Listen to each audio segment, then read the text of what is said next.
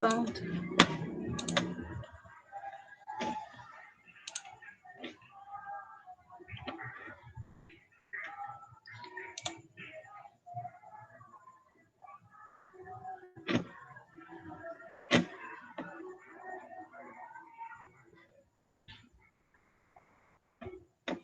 Eu vou tirar aqui o print, não, isso é horrível.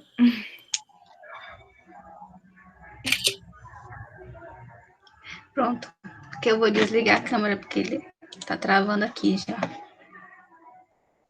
Porque isso não vai dar certo de apresentar, não. Tá.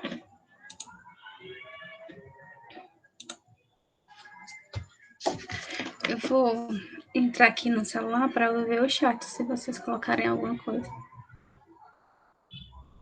E aí eu só queria pedir desculpa pela minha voz meio assim, é porque eu tive uma crise alérgica agora à tarde. Ainda tá meio ruim.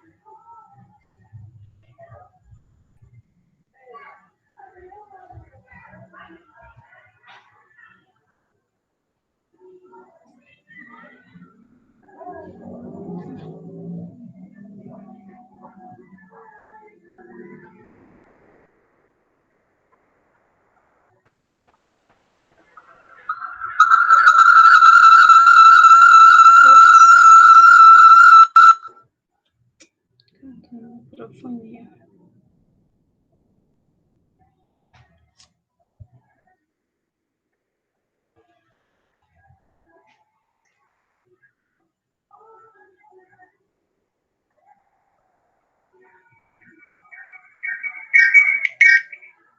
Não vai dar certo, não. Vai ficar assim mesmo. Então, vou começar, meu pessoal. Vocês estão me escutando? Ok. Pronto, tá certo.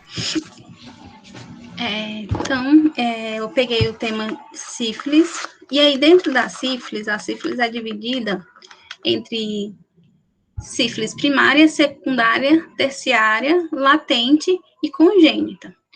Aqui, eu não coloquei o latente aqui, mas eu vou falar sobre ele. Eu só não vou falar sobre sífilis congênita, porque eu achei que ia ficar uma apresentação muito longa, e aí, em outro momento, eu falo só sobre sífilis congênita, porque é outra coisa é outro mundo. Então, a sífilis, acho que como a maioria sabe, é um IST, né, que é uma infecção sexualmente transmissível, e ela é um grave problema de saúde pública nos dias de hoje. Por quê? Porque todo ano, cerca de 6 milhões de novos casos, só de pessoas, de jovens, de entre 15 e 29 anos, são detectados no mundo. Na verdade, não no mundo, no Brasil. Então, são 6 milhões de novos casos só dentro dessa faixa etária, né, de 15 a 49 anos. E desde 2010, a sífilis, ela entrou dentro do rol de infecções, né, de doenças infecciosas, que é de notificação obrigatória. Antes de 2010, era notificação obrigatória apenas sífilis congênita, e a partir de 2010, foi todas as sífilis, né? Desde a primária, secundária, terciária, latente. Então, em 2019, como tem aqui, que eu coloquei esse dado aqui, foram registrados 152.915 novos casos de sífilis no Brasil. E isso representa aproximadamente 72,8 casos a cada 100 mil habitantes. E aí a maior parte dessas notificações ocorreu entre indivíduos entre 20 e 29 anos, que representam 36,2% dessa parcela aí de 152 mil casos. E o que é que a gente atrela essa explosão de números de casos, né? Que provavelmente vai dar uma aumentadazinha por causa dessa pandemia, porque as notificações não foram feitas de forma adequada. Então, a liberdade sexual que a gente tem nos dias de hoje, né, a partir do início do século XXI, a gente teve uma maior liberdade sexual, E isso veio associado, infelizmente, com o não uso de preservativo. Então, isso fez com que a incidência dessa doença, né, dessa IST, aumentasse muito dentro do nosso país. E, além disso, além dessa liberdade sexual atrelada ao não uso de preservativo, também tem que a sífilis, como eu vou mostrar mais lá na frente, como eu vou explicar mais lá na frente, ela, nas suas lesões primárias e secundárias, né, na sífilis primária e secundária, muitas vezes elas não são detectáveis, ou a pessoa não se atenta e ela logo regride, e aí vai passando até tá já ter passado para vários outros parceiros essa doença. Então, e essa questão aqui do preservativo, né? Que realmente é a falta do uso, principalmente do preservativo, que faz essa disseminação tão grande da sífilis. Então, a sífilis é uma bactéria espiroqueta, o seu agente etiológico é essa bactéria, que é essa Treponema pallidum, e o único hospedeiro natural dessa espécie de treponema é o ser humano, certo? Mas é uma bactéria, é uma doença, na verdade, que ela é curável, que ela tem cura. Então, não é por falta de cura como o HIV, por exemplo, que não tem cura, tem só controle. A sífilis tem sim cura, e realmente o maior problema é só a detecção dessa doença na população e a conscientização da população em utilizar, né, os meios contraceptivos, que também são meios de barreira. Então, a sífilis, como eu já falei no começo, ela é dividida em estágios, né, a sífilis primária, secundária, terciária, latente e congênita, né, que passa de mãe para filho, mas que eu não vou falar dentro dessa apresentação. E sendo que a primária e a secundária, elas são a que transmitem para outras pessoas, né? A terciária, ela não transmite, e a latente, ela também transmite, tá? Em alguns, quando algumas lesões estão proeminentes, quando aparece alguma lesão. Então, a transmissão da sífilis, ela é feita por contato sexual, por meio de lesões infecciosas, que podem ser de contato genital, orogenital, anogenital, certo? Com essas lesões. E por transfusão sanguínea, que hoje não é mais tão frequente acontecer, e congênita, né, de mãe para filho. Então, 60% dos indivíduos que entram em contato com a sífilis primária ou secundária, eles, né, um indivíduo que tem a sífilis primária e a secundária, eles se tornam infectados. Então, a taxa de contaminação é bem elevada, né, no primeiro contato. Então, o que acontece quando uma pessoa entra em contato com essa bactéria, por exemplo, nos seus órgãos genitais? Essas espiroquetas, elas conseguem passar pela mucosa de forma muito fácil, e elas conseguem adentrar na corrente sanguínea, no sistema linfático, por meio dos microarranhões que acontecem em contatos sexuais mais íntimos. E aí, por causa, quando elas entram, né, elas produzem uma infecção sistêmica antes mesmo de sair uma lesão primária, isso em questão de algumas horas. E elas vão se dividindo dentro do corpo e vão fazendo com que o organismo responda de forma inflamatória, né? O hospedeiro responda de forma inflamatória, e com isso se forme a primeira lesão, que é a lesão da sífilis primária, que é o cancro. Então, a sífilis primária, ela é o estágio mais contagioso da sífilis. A sífilis primária e a sífilis secundária são os estágios que podem passar para outra pessoa, né, para para um outro parceiro, mas, dentre elas duas, a sífilis primária é a que é mais contagiosa, é o período em que é mais contagioso, o estágio. Então, as lesões dentro dessa sífilis primária, elas são lesões genitais ou extragenitais nos locais de inoculação. Então normalmente aparece as primeiras lesões da sífilis na boca, no ânus, no pênis, na vagina, que são normalmente as áreas de manipulação nos contatos sexuais. Essas lesões normalmente são indolores, então isso facilita ainda mais a proliferação da doença na população, porque elas acham que pode ser só uma pápula ali, que não tem nada, porque não está doendo, não coça, não está ardendo. Então, e logo mais, como eu vou mostrar um pouquinho lá na frente, ela no instante desaparece. Então, às vezes as pessoas veem a lesão, mas como depois de um certo tempo elas desaparecem, elas acham que aquilo não era nada.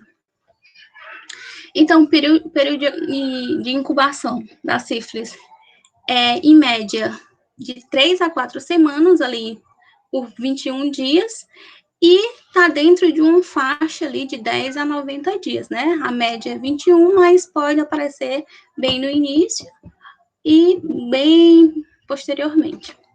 E a lesão primária, né, a lesão que define a sífilis primária é o cancro. E aí o cancro, ele tem uma certa característica, né?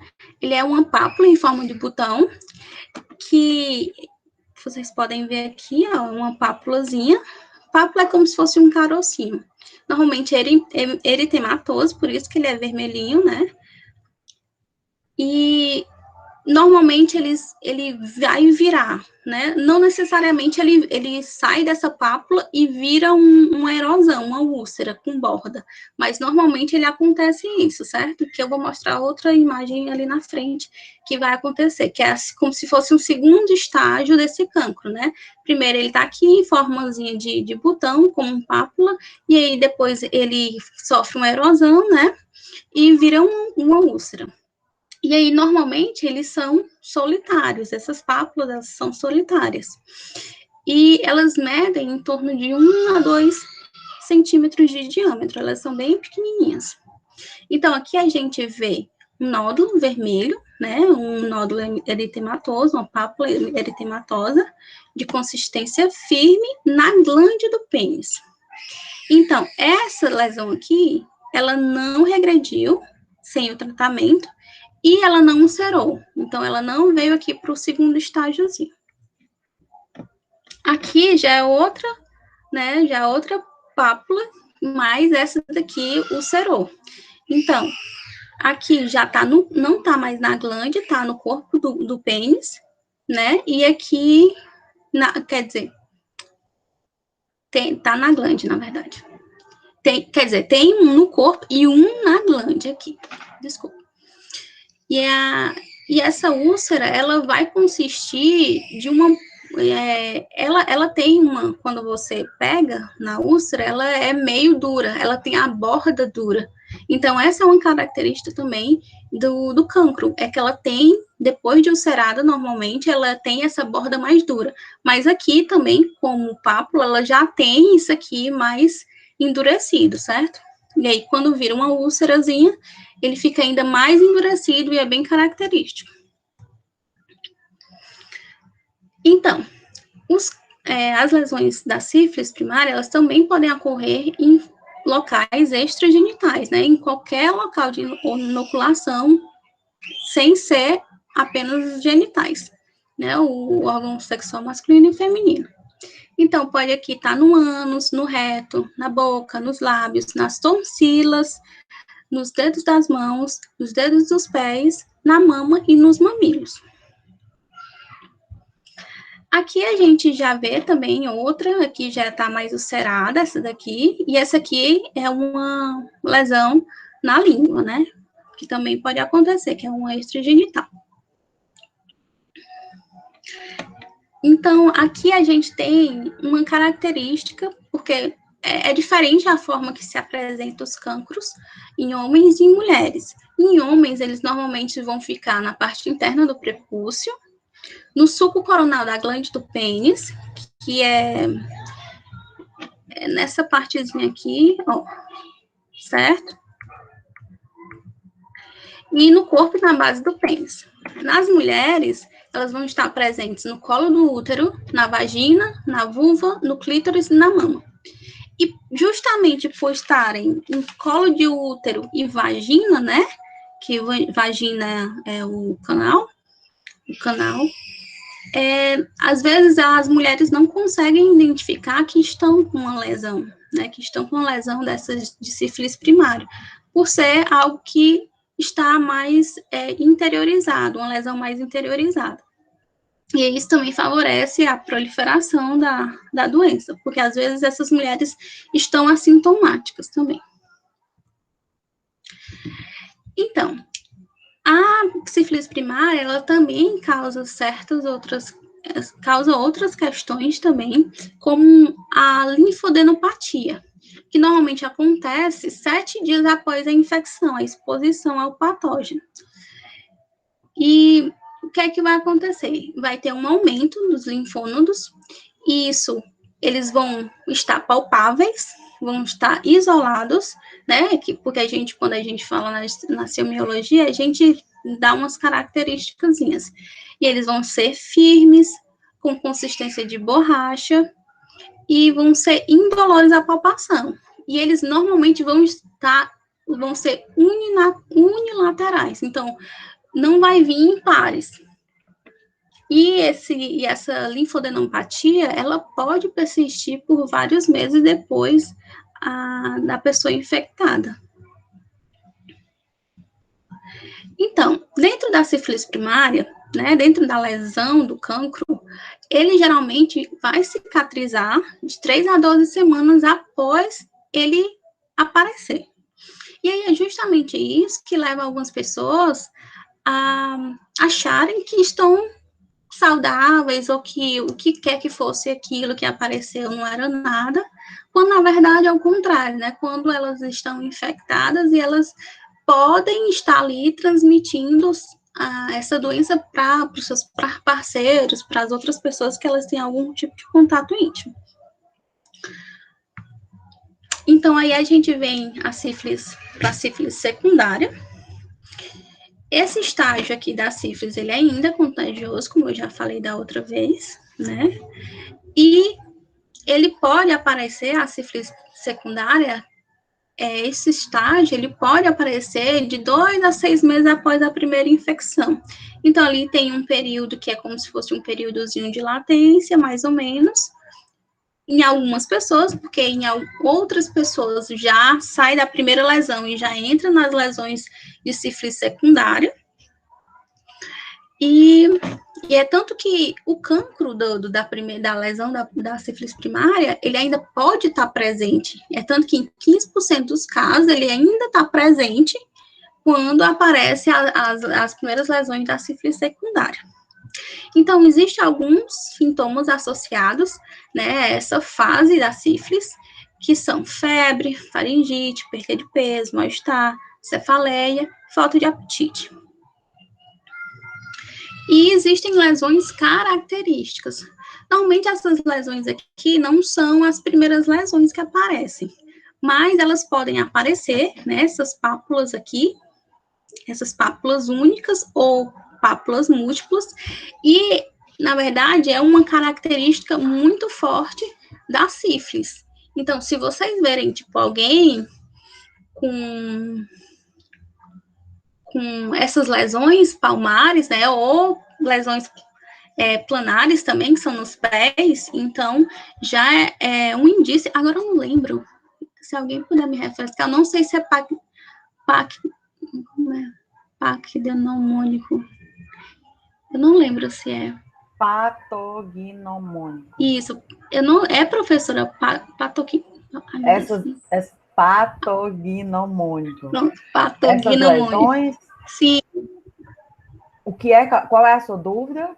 Se é ou não patognomônico da sífilis. Sim, patognomônico. Sim, né? Pronto, É bem característico. pronto. Então, já que é patognomônico, então quer dizer que quando você vê essa lesão, pode desconfiar que é sífilis, que é quase certeza.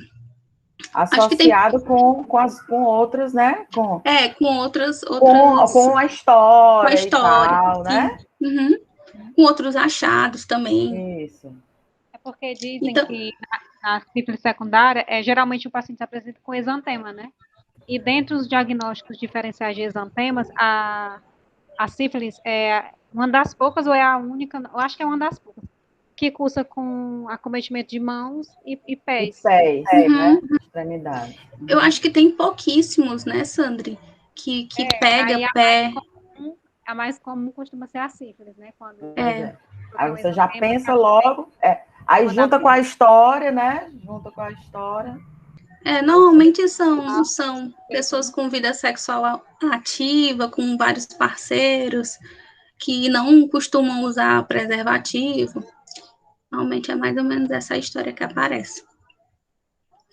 Então, aqui, as lesões planares, né, dos pés, que também são bem parecidas com as das mãos, né, só voltar aqui para vocês verem, que elas também podem ser uni ou multi, né, elas podem aparecer em forma unitária, em forma de várias, múltiplas, certo? E aí, dentro também dos achados, vamos dizer assim, da sífilis secundária, a gente tem o exantema inicial, que a gente fala, que são máculas, normalmente são máculas. Máculas são tipo essas manchinhas, que elas não têm abaulamento, né? Elas são planas, elas não têm abaulamento. Então, elas têm essas máculas e elas normalmente são pálidas e elas não têm bordas bem definidas. Então, isso aqui é uma característica desse exantema inicial da sífilis secundária. E aí, essas lesões, elas normalmente evoluem para outras lesões, que são lesões papulo-escamosas, que são essas aqui, que são pápulas, não são mais máculas já, pápula já tem essa proeminência já vertical. Papulopustulosas, que são essas aqui, que elas realmente têm pústulas, né? E acneiformes, que também é uma característica da sífilis, que são essas lesões acneiformes, que parecem de acne, né? Mas não é. E outra lesão também muito comum é o condiloma plano, que são essas lesões planares. São essas lesões planares, normalmente elas são bilaterais, né? Elas sempre aparecem em pazinho, mas não necessariamente é obrigatório. Então, elas podem estar presentes nas regiões anogenital, na boca, nas axilas e nos espaços interdigitais dos pés. Esses últimos dois aqui é mais por causa que são locais mais úmidos, então tendem a atrair esse tipo de lesão da sífilis. Nas mucosas, né, como boca, palato, bochecha, e nas regiões íntimas, mas eu estou falando mais de outras mucosas sem ser na região íntima. Aparecem máculas vermelhas, podem aparecer máculas vermelhas na língua, principalmente na língua, ou máculas planas, que elas vão estar cobertas, por uma membranazinha branca, ou de cor cinza, que elas são hiperceróticas. Por isso que elas têm essa corzinha que parece meio cera, né? E elas podem aparecer aqui nos lábios, no céu da boca, nas bochechas. Tem esse outro tipo aqui, que também é muito parecido com essa daqui, com essa outra. Só que essa aqui, ela já vai fazendo o que eles chamam, na literatura, de rastro de caracol. E aí também é uma lesão característica da sífilis secundária. É como se fosse uma lesão mais evoluída dessa daqui. E na sífilis secundária também pode atingir os fâneros, né? Os fâneros são cabelo, pelos, unhas.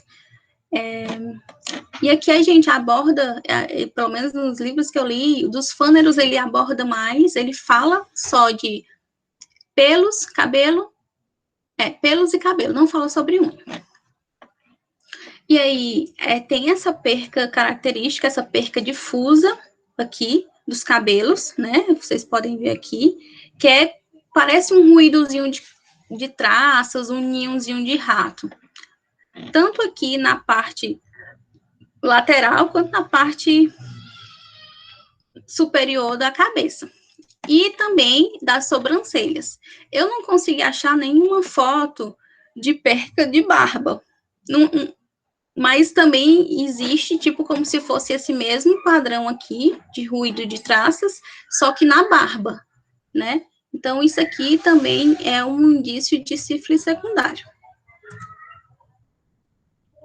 E além de todas essas lesões, a gente ainda vai ter linfadenopatia generalizada dos linfônodos cervicais, suboccipitais, inguinais, epitroclear e axilar. E ainda pode ter esplenomegalia, né, que é o aumento do baço. E além disso, a gente pode ter várias outras anormalidades associadas, tanto associadas com inflamação, quanto associadas com infecção. Eu não vou falar todos, porque são muitos, mas normalmente vão comprometer o sistema musculoesquelético, os olhos, vão ter uma reação meningovascular, vão comprometer o TGI, né, o sistema gastrointestinal, e o urogenital. E aí a gente tem aqui como cistite, colite, uveíte, né, que normalmente são inflamações.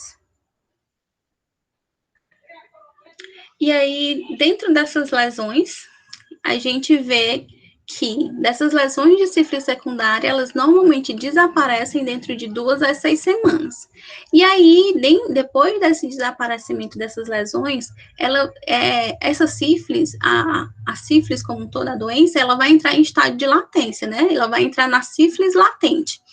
E depois dessa fase de latência, ela vai reincidir ou ela vai evoluir para a sífilis terciária.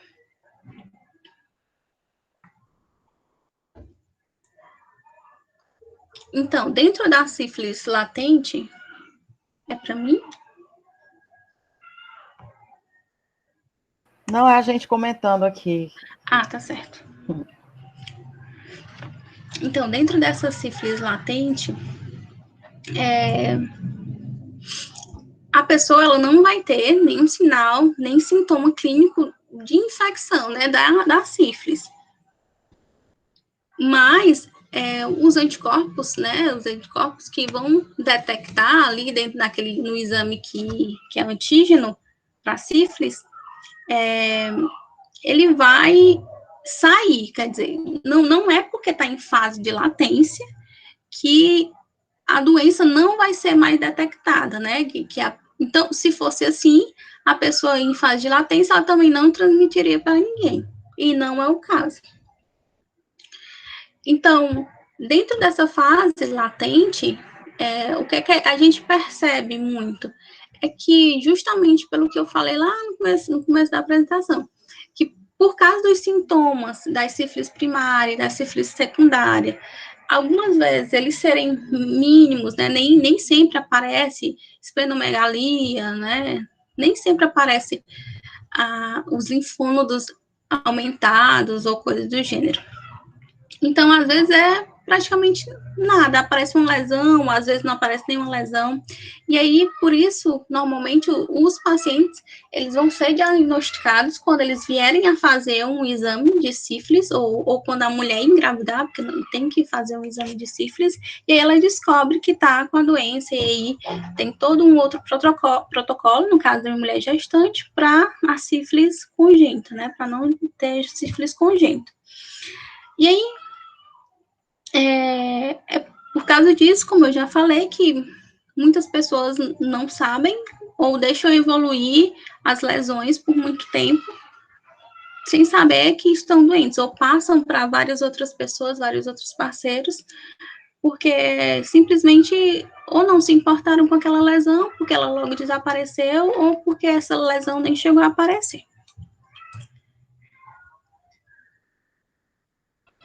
Então, é como eu falei, não é porque a doença está latente que ela não consegue, que a pessoa não passa, não transmite para outras pessoas, né? Então, as fases que a pessoa com sífilis passa para outros é sífilis primária, secundária e período latente, né? Sífilis latente.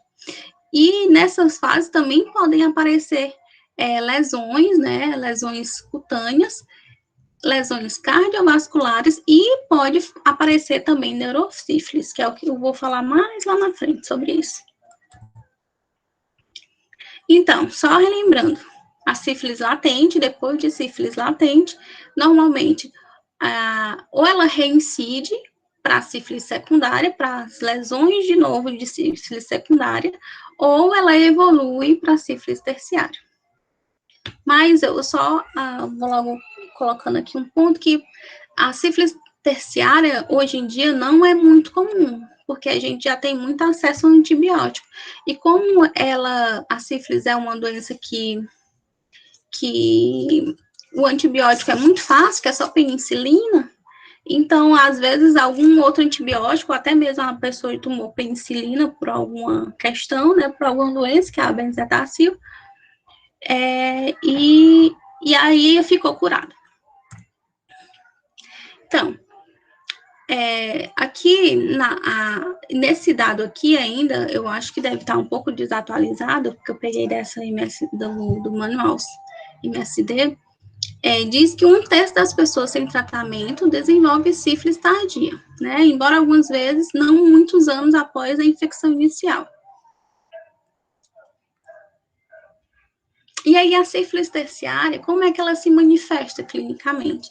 Ela se manifesta em alguns tipos de lesões. São lesões em mais, vamos dizer, como se fossem mais violentas do que as outras duas sífilis, né? É como se elas viessem aumentando de nível, por exemplo. Então, aqui a goma. Eu não sei se vocês já viram uma pessoa com uma lesão dessa, eu já vi uma vez.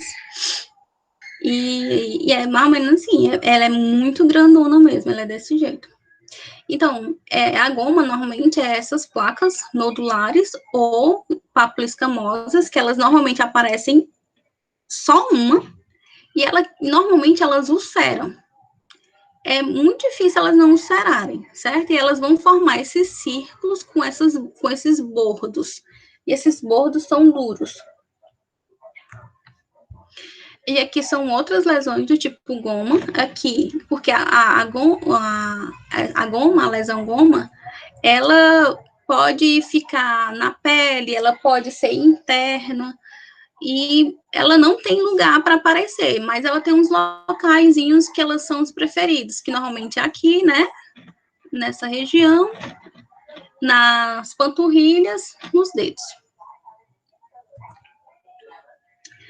Outra lesão são lesões causadas pela sífilis cardiovascular, vamos dizer assim.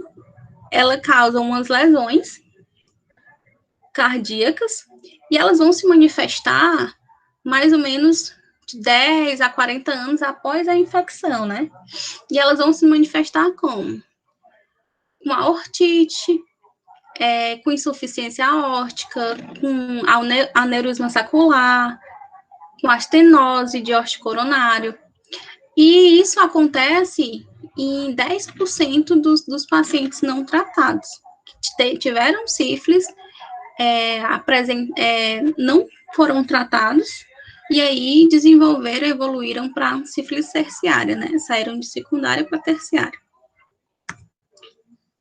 E aí, outra lesão, outra manifestação, na verdade, é a neurosífilis, que ela pode ter várias subdivisõezinhas, vamos dizer assim, que é a neurosífilis assintomática, que ela causa meningite leve, a neurosífilis meningovascular, que ela vai causar inflamação das artérias médias e pequenas do cérebro e da medula espinhal.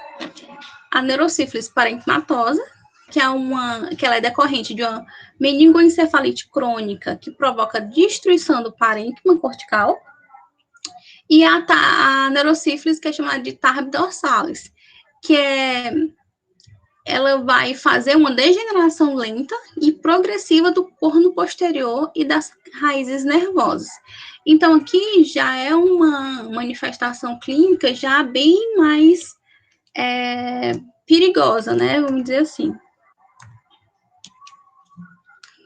Então, eu já vou entrar no tratamento. Como eu não vou falar de sífilis congênita, porque eu achei que ia ficar muito grande a apresentação, eu vou falar em outra oportunidade.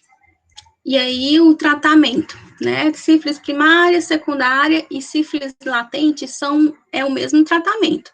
Eu peguei aqui desse protocolo, esse PCDT, que é o protocolo de... Ixi, agora eu esqueci.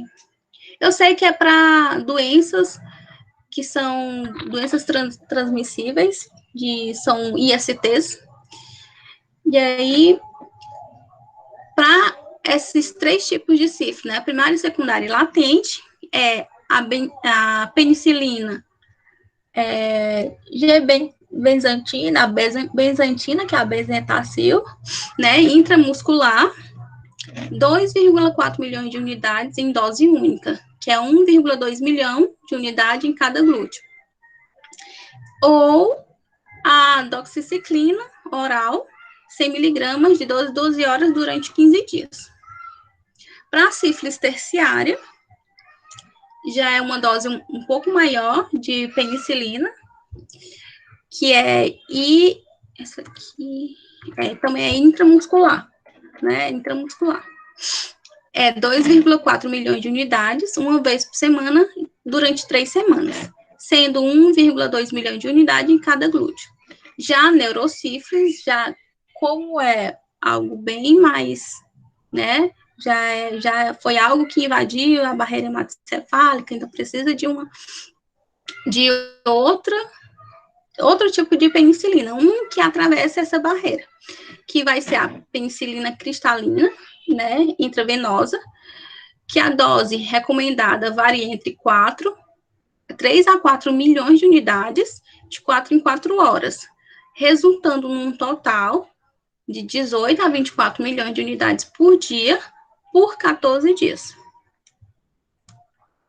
E a prevenção, eu coloquei só a principal, né, porque as outras, sim, não é o que faz o número crescer, que é o uso do preservativo, né, e o uso do preservativo em todas as suas relações íntimas, né, qualquer tipo de relação íntima, não só envolvendo os órgãos genitais. Aqui são as referências. Isso aqui é o protocolo clínico de diretrizes terapêuticas para atenção integral às pessoas com infecções sexualmente transmissíveis. E é isso, pessoal.